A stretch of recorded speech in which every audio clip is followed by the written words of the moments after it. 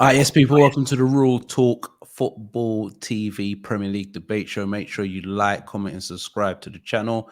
Make sure you press the like button so it can grow. Got myself, Shaq, Tobias in the building. All right, no Premier League games this week. FA Cup, basically halfway through the season. Signings. I'm going to give you questions. Who do you think the best signing's been so far? The worst signing so far? What about the most disappointing team and the most disappointing manager? All right. Start off with the worst signing of you think the worst signing of the season so far. For the money, value, it could be anything. It's coming. Go on. To be fair, the obvious isn't going to be on my list, surprisingly. I can't do bad like that. I think there's been a lot worse players than the no-name. We're not even going to name him. There's no need to name him. I'll name him Nunes. That's what you think. I'm not even going to put him in the mix like that. But for me, there's the contenders or the lead front runners have got to be Chelsea. Yeah. And probably all of their signings in the summer were trash. Sterling just about gets a blight because he's currently injured and he hasn't done too bad when he's playing. He's been the best of a bad bunch. Fofana because he got injured as soon as he got there, so you got to let him off. But Cucurella, bad for the money, 62 mil. That's a lot of money. What? It didn't make sense at the time, though. This is Chelsea at the minute, though. When you got Chilwell, does he play if Chilwell's fit? Or, well, now Potter's there, he might play in the free. But if you're telling me you paid 62 mil for a sub left back, then he looked decent at Brighton. I'm just about to say that. But that's what I'm talking about. Can you I'm just thinking now, can you trust buying players from the lower leagues now? Because he looked amazing at Brighton. Lower leagues, lower teams at mid-table teams.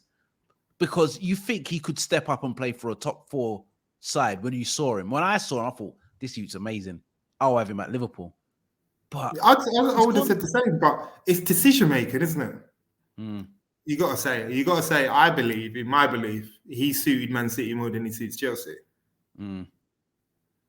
Personally. So it's those type of decisions. And we'll move on to Basuma, no doubt, because he's going to be on the list, which may be a bit unfair because he hasn't played. But there's another one, decisions. 100%. Maybe Tottenham wasn't the best. Maybe Conte wasn't the best move for you. But when Spurs bought Basuma for £25 million, I thought this could be the signing of the. I thought it could be the signing of the transfer window because it just went slightly under the radar, and he's been at Brighton for a couple of years and he's been fantastic.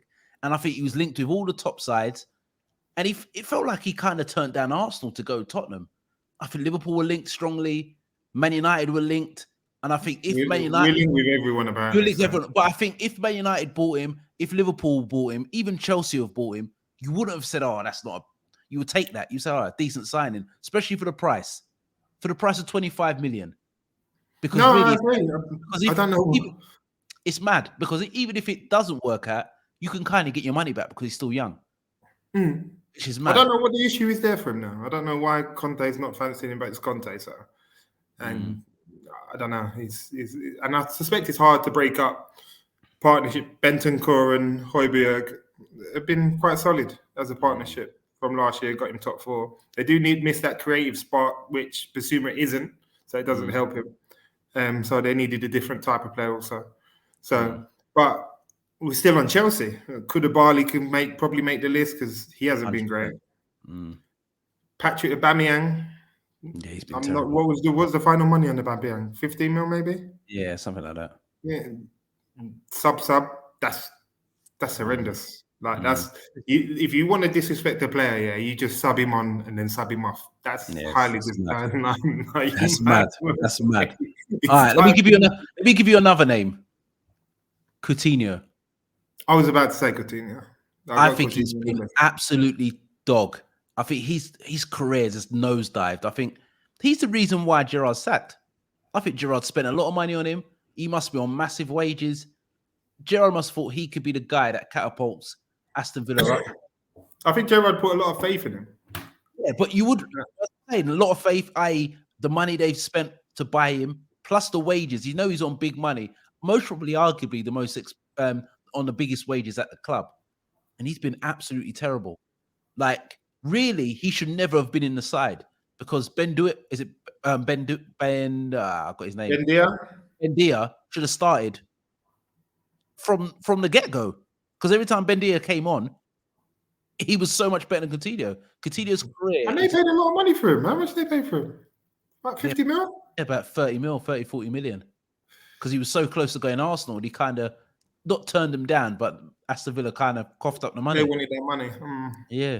So, Coutinho's been terrible. Like, his career, from at the time when he was playing at Liverpool, he was on a level where you're thinking, you could have a talk about who's better in midfield, him or De Bruyne. Then he goes Barcelona, and his career has just nosedived. It's just gone mad. It's like you were saying, you have to be careful what club you choose. It's mad. Especially for a personality like Coutinho, because I think, wasn't there rumours when he was at Inter that he didn't have like the greatest personality? He doesn't have an aura. Don't have an aura. Yeah, he didn't shine when he first come to Liverpool. It took a while for him to bed in. Obviously, he had that. He was allowed that transitional period because he come for 6 million. So there's a lot. And Liverpool were in a transitional period at the time, so it didn't matter really. Found his feet, found his place in the dressing room, become a leader without even trying properly, just because of his football ability. Then he goes for big money to Barca, where you have to have the greatest personalities to play for those clubs, right? Yeah.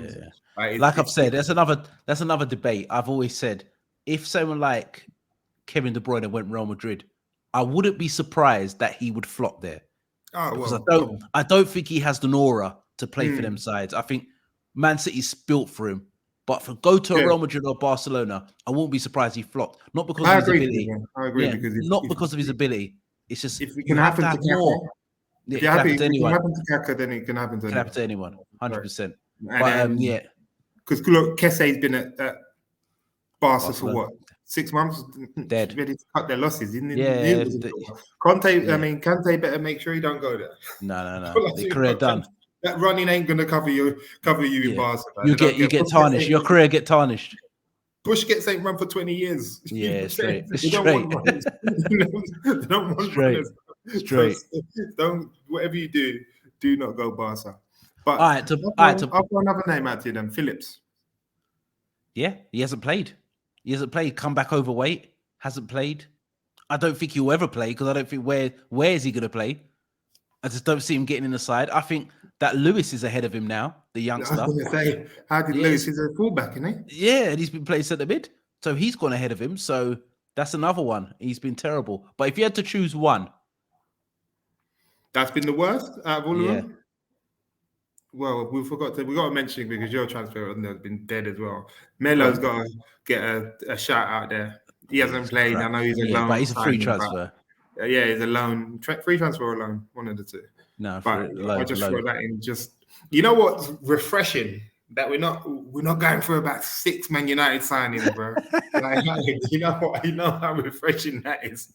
I don't think I've ever, for the longest time, especially since we've been doing this, I've never been able to say that. So I can smile today. I can smile. But the worst for me, Cucurella. All right. Sorry, the worst for me is Anthony. I think for the price tag, 100 million euros, 85 million pound. I think he's absolutely been terrible. I'm sorry. I'm sorry. I'm sorry.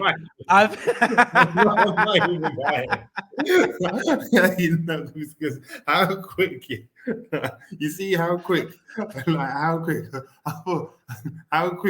rolled off your tongue before I could even finish what I was saying. It was like Anthony before I could even. Because you thought, give it 5 more seconds on Fred Darwin. But cool. No, I think Anthony, as for signing, I thought he was going to be a lot better than what he actually is. YouTube can suck a man in because I've watched him on YouTube. I thought this boy is going to be $1 million. I thought with the right training, the right tactics, I thought this boy is going to be a world beater. I just don't know what he does. He just skills, and he's still in the same spot. He'll drop about 4 step overs, and he's still in the same spot. He can't run past. He can't run. Talking about none about players that you try throwing under there. Cool, bro. Don't get me wrong. Don't get me wrong. He can't take no one on. He doesn't score goals. His football intelligence is terrible. Just for the money alone, 100 million euros, I expect a guy to transform your team. So, to me, I'm going for Antony. I think Antony's been absolutely the worst sign. I think he's been terrible. But what's been gone under the radar is that Man United have been so good. So he's kind of gone under the radar. And that's what happens sometimes. But he's been terrible. But that's my worst signing. I don't think he's been the worst signing. You can't say that. I think he's been terrible. Tobias, he's been terrible. Don't get me wrong. Yeah, I'm in agreement that he needs to offer a lot more. I'm not even lying. I've been the most frustrated with Antony. I think out of all of us, I was the first one to call Antony acting up. But I'm not going to kill him yet. Definitely don't think he's been the worst signing. All right. Well, you've gone for Cucurella. I've gone for Antony. I think you personally come up because of the group beforehand. You come in on the defense straight away. I'm not. I swear to God, I think he's been the worst for the money and the expectation. Where Man United went over the odds to buy him because they believed in him, and what I've seen so far, I think that's wrong. Though I reckon if you go for what Ten Hag said he's gone.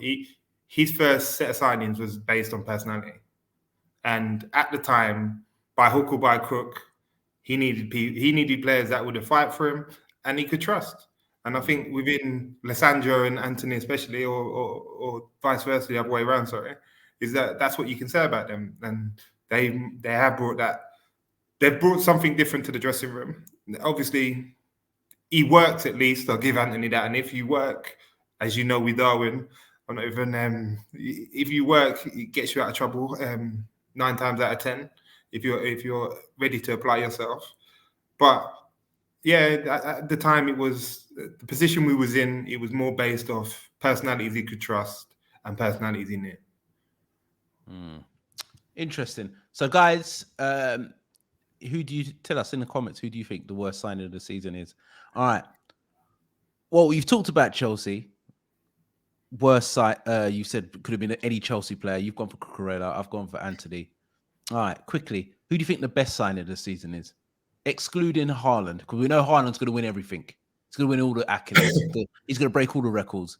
Take Haaland out the equation. Who do you think is the best signing of the season is so far? Take Haaland out of the situation. You've got Casemiro. Yeah, I think he's been outstanding. I think Eriksen. I think for me, though, you've got Botman. Yeah, he's been outstanding. Pope's been a decent shot. I think the transfer business that Newcastle done has been good. Ben Mee, another Brentford. one. They must have got him for cheap, surely. Yeah, free transfer.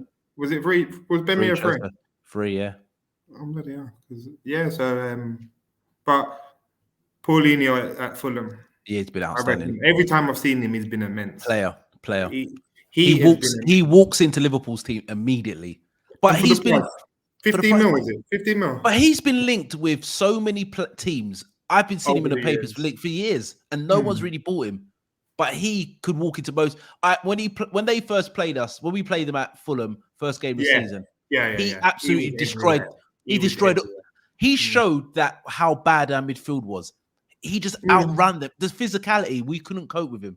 We could not cope with him. And he's nicked him with a couple of goals. I think every time I've seen him. And look, I had Fulham down as one of my ones to go down because I just couldn't trust Silva. Yeah. Even though I don't mind him as a manager, but it's at Everton especially, it was the set pieces, and he just didn't learn from his mistakes. It seems this way though with Paulinho and signings he's made, because he's turned. Pereira's looking decent. The preseason Pirlo, preseason Pirlo's bringing it back. But I've always liked Pereira, but he's just not been able to do it consistently at Man United when he was there.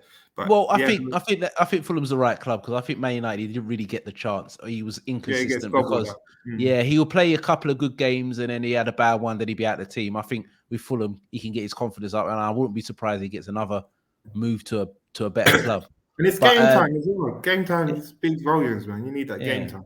100%, 100%. So all right. So who's your signing of the Paulinho. season? I'll go Paulinho. I'll Even go. though it's easy for me to go Cass. It's so easy for me to go Cass because he's brought so much to that team, but in that midfield. But if I'm going to look at Fulham exceeding expectations, I wouldn't. You might say we are, but I expect us to be in the position we are. So I'd say Paulinho. Paulinho. And All right, for the I'll money, say. unbelievable. I'll say Casemiro. See, I'm not being biased because I think he's been outstanding. I think he's the best holding midfield player in the league. People might say Rodri or who's the on at Arsenal, Partey. They might say Partey, but I think Casemiro is different level. I think Casemiro has been one of the best best holding midfield players for the past 5 or 6 years. Hold on, that same party that all the Arsenal fans were saying was dead last year. Yeah, I know. All of a sudden, he's turned up for a couple of games, and he's the truth. Get out of there, man. Cass showed it straight immediately. Cass walked in. I think Casemiro has been. I think he's been excellent. I think he's shown that he's more than just a holding midfield player. He could be a creator. He's got goals in him. He's got a lovely strike on the ball. I think when he was at Real Madrid, he had Toni Kroos and Modric, so he didn't have to do all these stuff. So he's gone to Man United. You're seeing a full repertoire. I think you're seeing more than just a DM. I think you're seeing cutting grass and all sorts. I think you're seeing a CM. I think you're seeing an 8 and a 6 at the same time. A 6 where he can break and score goals, and he can play make, and he can break plays up. And I think you realize a couple of signings can transform a team where a year ago, pundits were saying Man United are 3, 4, 5 years behind Man City and Liverpool. 2 signings in Casemiro and Eriksen just transformed your team. 2 quality players, and now you're looking like a team that you're going into the Manchester derby believing you could get something, and that wasn't happening. But it also shows the importance of the midfield battle, man. Like you guys, the engine, are seeing that this year. That without that base, without that midfield, like it's just hollow. You need the midfield. It's got to be argued that midfield is the most important position on the pitch. 100%, 100%. Especially in the Premier League. It just functions everything. It defends, it creates, it scores. Like midfield is so important, and if you lose that kink, then we had McFred. And at the start of the season, that's what we started off with. Even when we had Cass, and I remember when there was a debate of whether Ten Hag bought him or he was a signing given. It was like, it doesn't matter who signed him. He's got to play. It's irrelevant who signed him. Like, you get Casemiro, it's a gift. Take it. 100%. So, guys, make sure you like and subscribe to the channel. Tell us in the comments who you think the player of the season is. Who do you think the worst player of the season is? We've gone for Paulinho and Casemiro, the best signings. I've gone for Anthony, and Tobias has gone for Cucurella. So make sure you like, comment, subscribe to the channel. We are Real Talk Football TV, and we are out.